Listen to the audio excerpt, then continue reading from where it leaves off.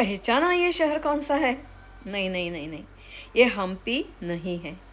कौन सा है, क्या है, यही हम जानने की आज कोशिश करने वाले हैं। तो चलो। नमस्कार, कथा स्वागत में सबका स्वागत है। आज मैं जो पूरा पूरा भूल गए हैं, ऐसे एक सिटी की सफ़र करने लेकर जा रही हूँ। उसका नाम ही है किनी city, the city of stones. परदेश में नहीं, हमारे भारत में ही है, खाली हम भूल गए हैं। अब सबको तो पता है, पृथ्वी का स्वर्ग माने कश्मीर। कश्मीर का कभी कभी एक कैपिटल रहता था। उसी सिटी की आज आपको मैं पहचान कराने वाली हूँ। सारे इतिहास के काल में सारे हम इसको भूल गए हैं। ये जम्मू कश्मीर का परिहासपुर है। आज हम उधर जाएंगे तो खाली पत्थर पत्थर पत्थर बोल्डर दिखेंगे और नामो निशान नहीं दिखेगा कि इधर कभी कभी एक बहुत बड़ा मंदिर कॉम्प्लेक्स था। 5 मंदिर थे और राजा का पैलेस वो भी यही था। सम्राट ललितादित्य मुक्तपीड़ा, इनका ये कैपिटल था। ये भारत के सबके लास्ट हिंदू सम्राट, हम जिसको सही माने में बोल सकते हैं, ऐसे सम्राट थे। बहुत कला प्रेमी थे, विद्वान थे।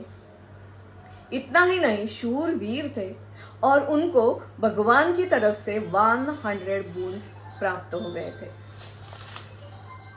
इसका साम्राज्य कन्याकुमारी से लेकर अफगान तक फैला हुआ था। उस समय तिब्बत बहुत परेशान करता था, तो इसने अब भारत की सीमा तिब्बत तक लेकर गया था। प्रजा इसके ऊपर बहुत खुश थी, क्योंकि लक्ष्मी, सरस्वती, विद्या सारे प्रसन्न थे। वैभव, बहुत वैभव था। इसने बहुत सारी सिटीज बताई, अनेक मंदिरों का बांधकाम किया, पानी पुरोठा, झील बनाए, तालाब बनाए। बहुत कर्तृत्वपूर्ण ऐसे ये राजा था। इसका काल बोला जाता है 724 से लेकर 761 तक। तभी भी तुर्क और अफगान का आक्रमण शुरू हो गया था, फिर भी इसने उनको पैर रखने नहीं दिया। बहुत बढ़िया ये राजा था। एक दफा उसको किसी ने घोड़ा प्रदान किया। वो घोड़ा बहुत ही नटखट था। वो घोड़े को सुधारने के लिए ये घोड़े पे बैठा और जंगल में चला गया। तभी उसने देखा कि एक जगह पे 2 लड़कियां आई है। वो गाना गा रही है, नृत्य कर रही है और जाते समय वो पृथ्वी को, भूमि को वंदन करके जा रही है। उसके मन में कुतूहल जागा। हर रोज वो उधर जाने लगा, वही दृश्य वही दृश्य वही दृश्य। उसको रहा नहीं गया। उसने पूछा, ये अब क्या कर रही है, क्यों कर रही है, कौन है? उन्होंने बोला, हम पड़ोसी विलेज है, उधर से है। हमारी माताजी, उसकी माताजी, उसकी माताजी यही करते थे, यही करते थे। क्यों करते थे पता नहीं। उन्होंने हमको बोला है, मरते दम तक आपको ये करना है और जाते समय यही जो काम है वो अपने अगले पीढ़ी को सौंप के जाना है। राजा को अचरज हो गया। उसने उधर अपने लोगों को बुलाया और बोला, इधर खुदाई करो, देखो क्या है। अरे खुदाई करिए, तो बहुत अचरज की बात थी। उधर उसको 2 मंदिर दिखे और वो 2 विष्णु के मंदिर थे। विष्णु की मूर्ति ऐसी सोई हुई थी, पीठ उसके ऊपर थी और जहाँ वो बिठाई जाती है, वो चबूतरा होता है, उसके एक के ऊपर लिखा था, प्रभु रामचंद्र जी ने इसको खुद अपने हाथों से उधर सम्मान के साथ बिठाया है। दूसरे के ऊपर लिखा था लक्ष्मण जी का नाम। इसका मतलब ये राम लक्ष्मण ने बनाए हुए मंदिर थे। मंदिर तो थोड़े जीर्ण हो गए थे, फिर भी मूर्तियां वैसी की वैसी थी। ललितादित्य को लगा कि अरे ये तो शुभ शकुन है। उसने अपनी राजधानी ही श्रीनगर से लेके ये प्रतिहासपुर, प्रतिहास ये संस्कृत शब्द है। प्रतिहास मतलब जहाँ हमेशा हास्य खुला रहता है, हास्य बहता रहता है, ऐसी सिटी। श्रीनगर से 22 किलोमीटर दूर ये सिटी थी।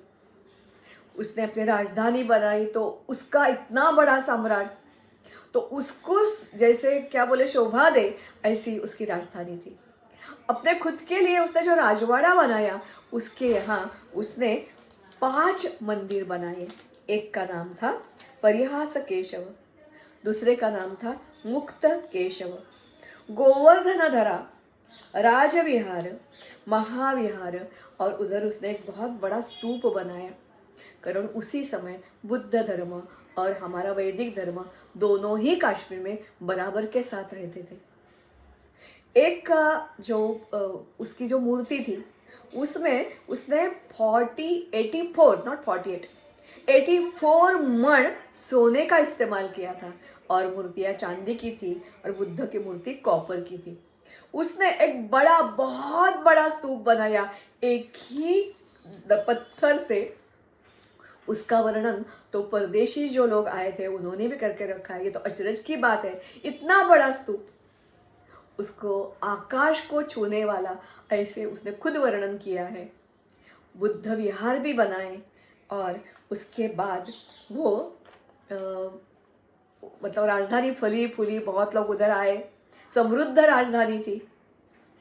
उसके मृत्यु के बाद मतलब 761 के बाद उसका जो लड़का था वो अवंती वर्मन, उसने अपनी राजधानी फिर से दूसरी जगह ले ली। उसका नाम था शंकरपुरा या पट्टन, ऐसे नाम पे भी वो जाना जाता है। राजधानी उधर से गई तो उसका वैभव थोड़ा कम हो गया। उसके बाद क्या हो गया, एक 800 साल 800 ईयर 800 में एक उधर जो राजा था उसका जो मंत्री था सोचा पंडित उसका नाम था। ये जो सोचा पंडित था ये बहुत बड़ा इंजीनियर था। उधर एक झेलम नदी और सिंधु नाला, उसका संगम जो था वो प्रतिहासपुर के यहाँ था, इसलिए पानी की दिक्कत नहीं थी। कश्मीर में बर्फ गिरता है, इसका मतलब ऐसा नहीं होता है पानी की दिक्कत नहीं है। तो इसने ये नदी का जो प्रवाह है वो प्रवाह ही बदला। प्रवाह बदला तो साहजिक है प्रतिहासपुर में रहने के लिए पानी की कमी हो गई। उसके बाद 1000 मतलब 1089 और 1101 ये हर्ष का कालावधि है। सब लोग हर्ष का नाम जानते हैं। वो हर्ष राजा सम्राट हर्ष और उकाला मतलब UCCALA, उनका दोनों का झगड़ा था, लड़ाई छिड़ गई। हर्ष को लगा कि ये जो उकाला है वो मंदिर में छिप गया है, तो उसको निकालने के लिए हर्ष ने क्या किया, मंदिर तो नष्ट नहीं किए, मंदिर की जो मूर्ति थी जो गोल्डन की थी, सिल्वर की थी, तांबे की थी, वो हटा के वो अपने गांव लेकर गया और उसको पिघला गया, मूर्ति पिघली गई। क्यों ऐसे उसने किया, इसका उत्तर तो अभी मेरे पास नहीं है। उसके बाद मंदिर तो था, लोग आते थे, पूजा भी करते थे, मूर्ति उसने शायद दूसरी बनाई होगी, रखी होगी, फिर भी लोग आते थे, पूजा करते थे, पूजा पाठ चलता था, रोज का रोज चलता था। ये सारा दौर बदल गया 1400 में। एक मैंने कहानी सुनाई थी कोटा रानी की, last Hindu queen of Kashmir. उसका बदनसीब ऐसा था कि पहले उसने एक बुद्ध उसके साथ, उसकी मतलब बहुत बड़ी स्टोरी है, फिर भी उसके पिताजी और उसके हस्बैंड की हत्या कर दी गई एक बुद्ध ने की। और उसके जो हस्बैंड थे उन्होंने बहुत सारे लोगों को जो अफगान तुर्क से आए थे या लेह लद्दाख से आए थे उनको अपने सेना में ले लिया था। जब ये आक्रमण हो गया तो उन्होंने ये दो सेना के जो अधिपति थे उन्होंने मदद की थी, और उसके बाद जबरदस्ती उसका जो बुद्ध हस्बैंड था उसका भी खून करके शाहमीर उसने कोटा रानी के साथ शादी करनी चाहिए, शादी की, निकाह किया या नहीं पता नहीं, फिर भी उसने रानी के हाथ से हत्या छीन ली, उसको तुरुंग में डाल दिया, धमका दिया। उसके जो 2 पुत्र थे उसकी हत्या कर दी। कोटा ये जो उसके पिताजी और हस्बैंड तो पहले ही गए थे, सारा वंश बर्बाद कर दिया और गादी पे बैठ गया, गादी छीन ली। उसका जो पोता था उसका नाम था सिकंदर। वो खुद को सिकंदर बुद्ध किशन ऐसे बोलता है, मूर्ति भंजक, जैसे मोहम्मद घोरी था ये ऐसे ही ये था। उसका एक मंत्री था, दोनों का मिशन था, उन्होंने सेना खड़ी कर दी थी और उनका एक ही मिशन था कि ये वैली से, कश्मीर से हिंदुओं को निकालना है, उनकी संस्कृति नष्ट करनी है, उनके मंदिर तुड़वाने हैं, घर जलाने हैं, व्यापार उनका नष्ट करना है। इनको 3 ऑप्शन दिए गए, जैसे हम कश्मीर फाइल में देखे थे वैसे वाले। 1, वैली छोड़कर जाओ। 2, मुस्लिम धर्म अपनाओ। 3, हत्या के लिए तैयार हो जाओ।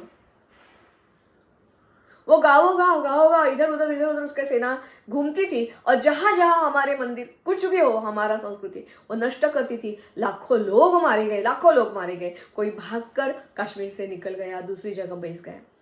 इसने ये जो सारे मंदिर थे ये तुड़वा दिए, तुड़वा दिए, तुड़वा दिए, तुड़वा। उधर कुछ नहीं बचा, कुछ नहीं बचा। सारी मूर्तियां तोड़ दी, दीवार गिराए गए। कितने दिन लग गए पता नहीं, फिर भी बहुत बहुत दिन, बहुत दिन। कोई कोई मंदिर, कोई कोई वास्तु तो ऐसी थी उसमें लकड़ी भर दी, जला दी गई, सारे मंदिर नष्ट हो गए। उसके बाद एक ये था ब्रिटिश हमारे यहाँ आया था 1892 में। उसका नाम था M.A. स्टेइन। वो उसने कहा पढ़ा था कि रजत रंजनी में ऐसा लिखा है, ये उसके जो उधर के जो पंडित है वो ऐसे बोलते हैं। उसका सच पता करने के लिए ये कश्मीर पहुंचा। जब यह कश्मीर पहुंचा और यहाँ गया तो उसको रहा नहीं गया, उसके भी आंखों में आंसू आ गए। वो बोले जिसकी हम चर्चा करते हैं मार्तंड मंदिर, उससे भी बड़े, उससे भी भव्य, ऐसे इधर 5 मंदिर का कॉम्प्लेक्स था। फिर भी न मंदिर रहे, न राजा का राजवाड़ा रहा, कुछ भी नहीं, कुछ भी नहीं, कुछ भी नहीं। खाली पत्थर पत्थर पत्थर पत्थर पत्थर पत्थर। लोग तब तक भूल भी गए थे कि ये कभी कोई साल में 700 के आसपास हमारे ही राजा ललितादित्य की राजधानी थी। लोग भूल गए थे, भूल गए थे। कोई उधर आता नहीं था, जाता नहीं था। भग्न अवशेष उधर गिरे थे। जो कुछ बचा हुआ था वो लोग घर में लेकर गए थे। पूरा उधर का डेमोग्राफी बदल गया था। सारे मुस्लिम हो गए थे क्योंकि उनको चारा ही कुछ नहीं था। कुछ साल बाद डोगरा राजा आ गए। 1892 की ये बात है। उनको झेलम नदी जो है उसके ऊपर पुल बांधना था और बहुत बड़ा एक रास्ता बनाना था। तो उसने इधर बहुत सारे पत्थर, तैयार पत्थर है ना, घटे हुए पत्थर है, तो इनका इस्तेमाल करना शुरू कर दिया। जैसे ये वार्ता ये M.A. स्टेलिन ब्रिटिश के पास गई, वो भागा भागा दौड़ा दौड़ा गया और उसने बोला आपको पता है महाराज, यहाँ मंदिर थे पहले।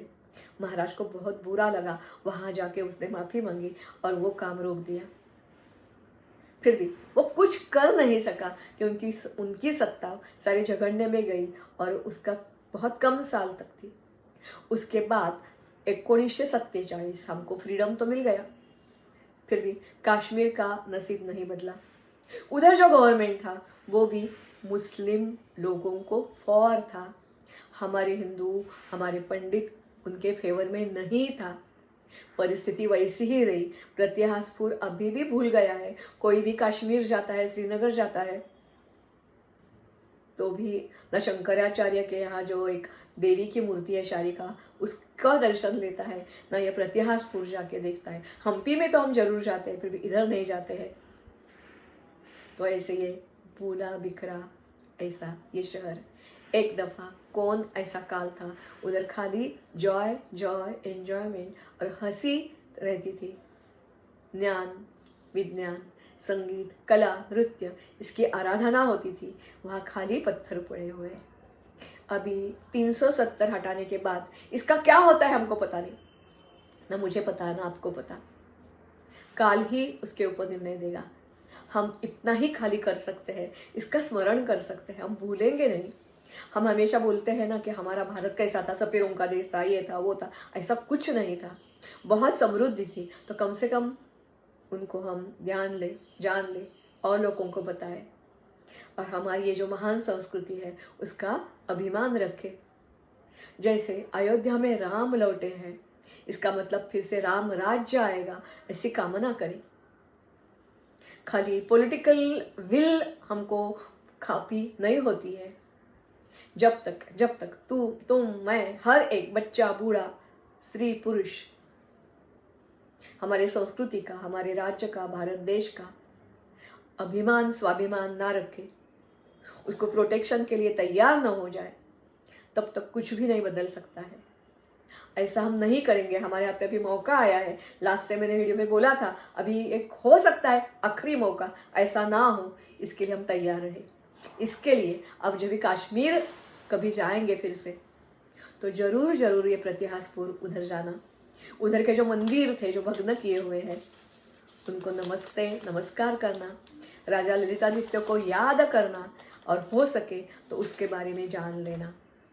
तो ये थी कहानी प्रत्याहासपुर की। कश्मीर की जो राजधानी थी, सम्राट भारत का नेपोलियन ललितादित्य मुक्तपीड़ा उसकी 724 761। धन्यवाद। लाइक करिए, शेयर करिए, सब्सक्राइब किए। आपने सब्सक्राइब किया होगा तब को फ्रेंड को बोलिए कि ऐसी बातें पढ़ना, लिखना, जानना कहाँ से है, ढूंढ के लाना, इसके लिए भी बहुत मेहनत पड़ती है। आपके हाथों मैंने सजा धजा के लाई है थाली। आज मैंने हिंदी में बोला है, मेरा हिंदी तो इतना अच्छा है नहीं, फिर भी टॉलरेट करना इसके लिए कि जम्मू कश्मीर जो हेरिटेज ग्रुप है उसके भी सदस्य जो है व्हाट्सएप ग्रुप पे मैं उनसे जुड़ी हुई हूँ, मराठी में बनाती हूँ तो उनको पता नहीं चलेगा। जम्मू कश्मीर के लोगों ने जो सहा है उसकी तुलना तो हम कुछ भी नहीं कर सकते हैं, कल्पना भी नहीं कर सकते हैं। उन सारे लोगों को दिलों से बहुत बहुत प्यार और प्रणाम। फिर मिलते हैं अगले वीक ऐसे ही कोई कहानी लेकर। तब तक धन्यवाद।